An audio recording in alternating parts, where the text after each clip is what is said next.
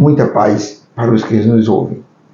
O livro de Josué, no primeiro capítulo, no versículo 9, nos traz uma ideia de como nós temos que ter uma plenitude de fé em Deus.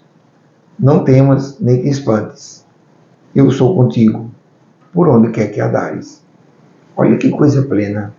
Olha que confiança grande em saber que Deus está conosco o tempo todo. Não éramos para ter medo, éramos para ser uma pessoa confiante e muito firme nas coisas que nós fazemos. Quando nós vamos ler o livro de Mateus, no capítulo 10, versículo 28, a afirmação de Jesus ainda é mais clara. Não temais os que podem matar o corpo, mas não podem matar a alma. Temei, antes, aquele que pode fazer perecer a alma e o corpo no inferno. Aqui Jesus nos esclarece com muita classe que nós não devemos ter medo daqueles que podem matar este corpo, mas não pode matar a minha fé, não pode matar a minha serenidade, não pode matar a minha confiança plena que eu tenho em Deus. Porque na maioria das vezes, quando Jesus fala isso, ele está dizendo exatamente aquela pessoa que nos chama para um local, dizendo que vai para uma pescaria, quando na verdade ele vai fazer outras coisas, como se colocasse uma cortina, para ninguém ver o que acontece do outro lado. Para esse lugar que ele nos chama, ele vai fazer outras coisas, menos a pescaria. E ele pega alguns peixinhos só para tapear a esposa e os filhos. Mas na verdade, lá, o que ele faz, ele não quer que ninguém veja. Ele não quer que os filhos saibam e nem a esposa. A estes temei, porque se diz seu amigo, mas está fazendo o seu espírito perecer. É muito profundo esse ensinamento de Jesus.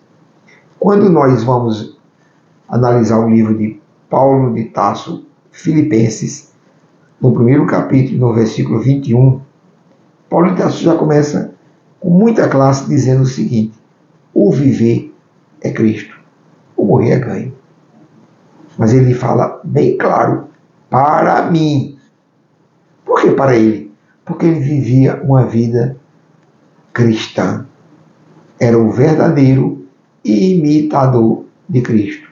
Porque ser cristão é ser imitador de Cristo. Então, quando nós temos essa coragem profunda de ser um imitador de Cristo, nós não deveríamos ter medo da morte.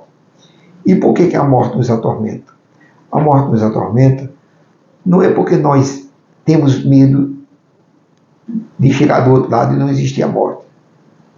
E a vida não está plena. O que nós temos medo é de quem somos. Nós temos medo da vida que nós levamos, do mau filho, do mau pai, do mau amigo, do mau funcionário que aqui nós fomos. Daquele atestado falso que você dava ou que você pedia para poder ludibriar o seu patrão. Às vezes fazer outras coisas. Lembro muito bem que uma certa feita, uma senhora me pediu um atestado pedindo para eu formar um atestado para sua neta. Dizendo que fazia tempo que não via a neta e que queria que a neta fosse vê-la no sítio, no final de semana. E eu disse para ela o seguinte: a senhora não tem vergonha de ensinar a sua neta já ser trambiqueira? Foi a palavra que eu usei. Ela olhou para mim com aqueles olhos regalados e ela não tinha o que dizer, porque era isso que ela estava ensinando. Então é isso que nós temos medo de enfrentar após a morte. É quem nós somos. E é por isso que Jesus, com propriedade, nos orienta: não temais os que podem destruir este corpo, mas não podem destruir a minha alma, o meu ser espiritual.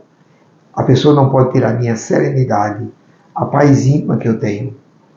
Isto é a maior riqueza que a pessoa pode ter.